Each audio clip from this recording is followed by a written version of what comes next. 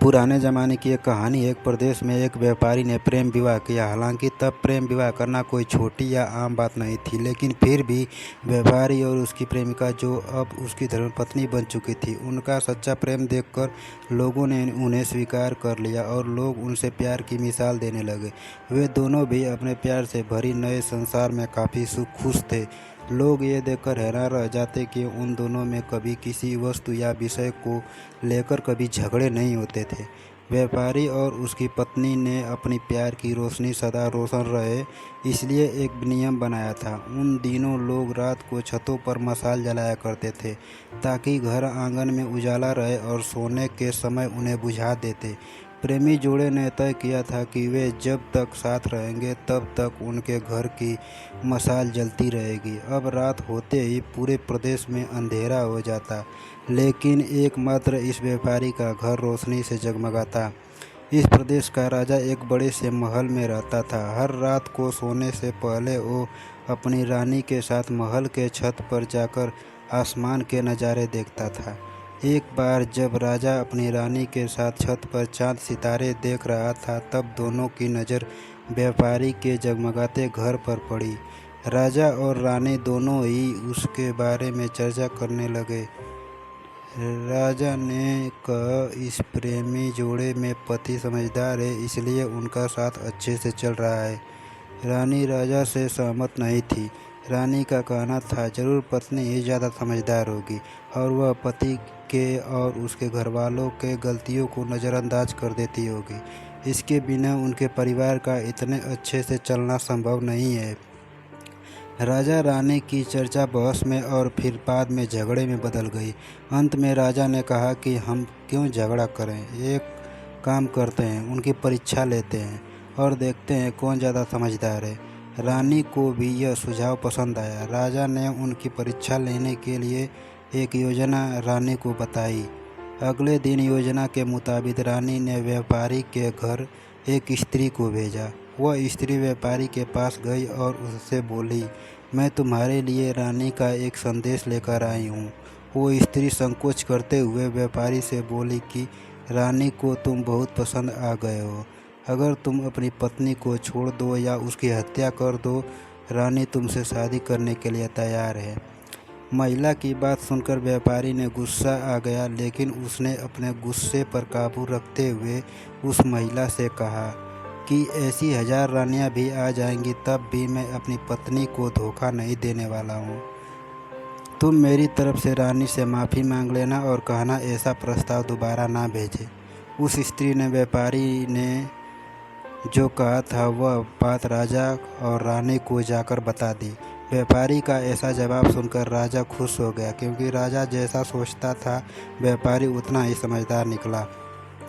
अब व्यापारी की पत्नी के परीक्षा की बारी थी। राजा ने एक आदमी को उसके पास भेजा। आदमी ने व्यापारी की पत्नी से कहा, राजा को तुम पसंद आ गई हो।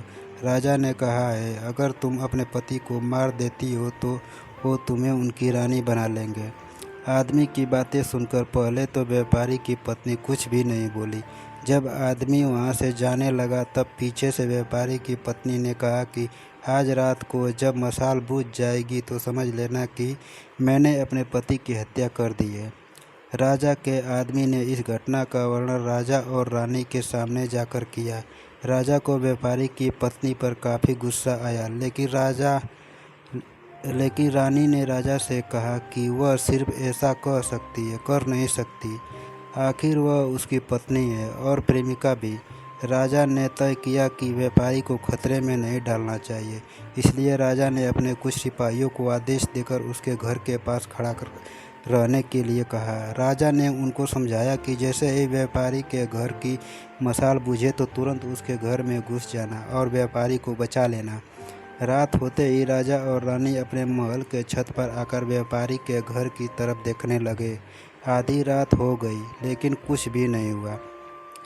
रानी राजा से कहने लगी, देखा, मैं कहती थी ना कि वो सिर्फ वो कह सकती है, ऐसा कर नहीं सकती। रानी ने यह शब्द कहे ही थे कि राजा ने देखा कि व्यापारी के घर की मशाल बुझ चुकी है। राजा को व्यापारी की चिंता होने लगी। थोड़ी देर बाद राजा के वह सिपाही जो व्यापारी की सुरक्षा के लिए वहां खड़े थे राजा के पास आए और उन्होंने राजा को व्यापारी के मौत की खबर सुनाई। राजा ने कहा, तुम्हारे होते हुए व्यापारी कैसे मर सकता है? सिपाहियों ने कहा कि उसकी पत्नी ने दिन में ही जहर दे दिया था और रात को पति के मरने के बाद उसने घर की मशाल बुझाई, इसलिए हम कुछ भी नहीं कर पाए। राजा को इस घटना से न सिर्फ व्यापारी की पत्नी से बल्कि औरत जात से ही नफरत हो गई। व्यापारी की पत्नी के बेवफाई के विचार उसे पूरी रात आते रहे। राजा उस रात एक भी मिनट सो नहीं पाया। राजा को इस बात का काफ़ी पश्चाताप हुआ कि उसकी वजह से व्यापारी को अपनी जान गंवानी पड़ी। सवेरे राजा ने अपनी एक मंत्री को बुलाया और उसे आदेश दिया कि मैं शिकार करने जा रहा हूँ। जब तक मैं लौटूंगा इस प्रदेश की सभी महिलाओं को गला काटकर मार देना। राजा का ऐसा आदेश सुनकर मंत्री ने राजा को काफ़ी समझाने की कोशिश की, लेकिन राजा उसकी एक भी बात सुनने के लिए तैयार नहीं था और राजा ने उसे धमकी दी कि अगर तुमने यह काम नहीं किया तो सबसे पहले मैं तुम्हें ही मौत की सज़ा दे दूंगा। राजा के शिकार पर जाने के बाद मंत्री काफ़ी चिंता में डूब गया। जब मंत्री को कुछ भी समझ नहीं आ रहा था तो मंत्री सीधे अपने पिता के घर गया, जो पहले राजा के पिता के यहाँ मंत्री रह चुका था और काफ़ी समझदार था। मंत्री ने अपने पिता को सारी बात बताई। बेटे की बात सुनने के बाद उसके पिता ने उसे कहा कि सबसे पहले तुम कहीं पर छुप जाओ, क्योंकि राजा जब लौटेगा और देखेगा कि तुमने उसका हुक्म नहीं माना तो वह तुम्हें सज़ा देगा। मैं देखता हूँ किसी तरह राजा को समझाता हूँ। जब राजा लौटा और उसने देखा कि उसके प्रदेश में सभी महिलाएं पहले की तरह ही अपना काम कर रही हैं, घूम रही हैं, तो उसे मंत्री पर बहुत गुस्सा आया। हर जगह तलाश करने के बाद जब मंत्री नहीं मिला तो राजा सीधे मंत्री के पिता के घर जा पहुंचा। राजा ने मंत्री के पिता से मंत्री के बारे में पूछा। मंत्री के पिता ने राजा को शांत करने के लिए पानी दिया, बैठने के लिए कहा और बाद में राजा से पूछा कि आप क्यों सभी महिलाओं को मारना चाहते हैं।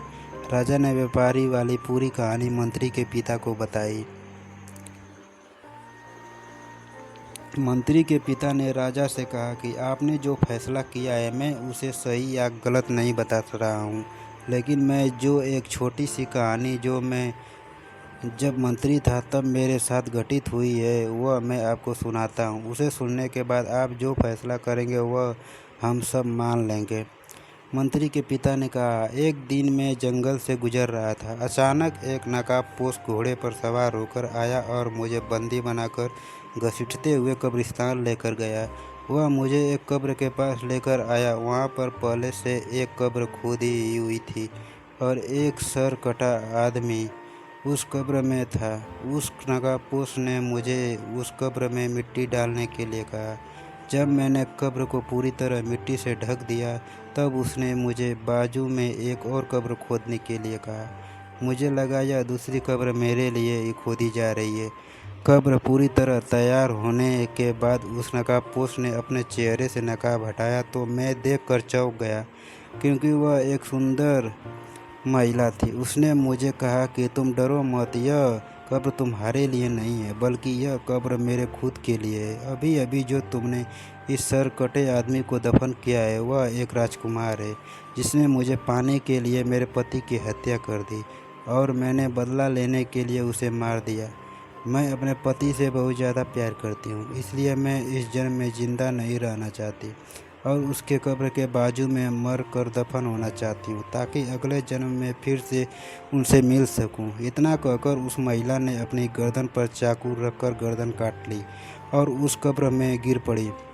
मेरे पास कोई दूसरा उपाय नहीं था, क्योंकि मुझे पता चल चुका था कि वह मुझे सिर्फ अपने आप को कब्र में दफन करने के लिए वहाँ तक लेकर गई थी। तो मैंने उसे दफन किया और अपने घर वापस लौट आया।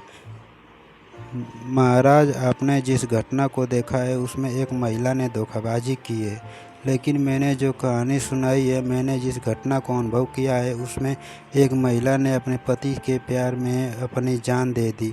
अब आप ही बताइए महाराज, अगर एक महिला बेवफा निकली तो क्या सभी महिलाएं बेवफा होंगी? एक महिला के किए की सज़ा सभी महिलाओं को देना क्या उचित होगा?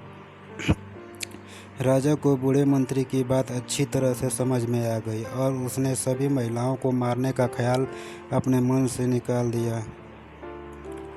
दोस्तों, यह कहानी हमें समझाती है कि दुनिया में भिन्न भिन्न तरह के लोग हैं, भिन्न भिन्न तरह के उनके विचार हैं और उतने ही अलग तरह के सबके व्यवहार हैं। हम एक आदमी का व्यवहार देखकर बाकी सब के लिए कोई फैसला नहीं कर सकते।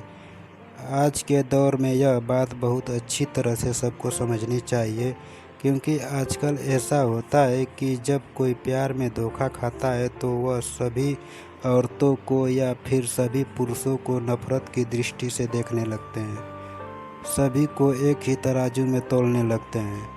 आपके इस कहानी के बारे में क्या विचार है, ज़रूर बताइएगा और मेरे चैनल को सब्सक्राइब कीजिए।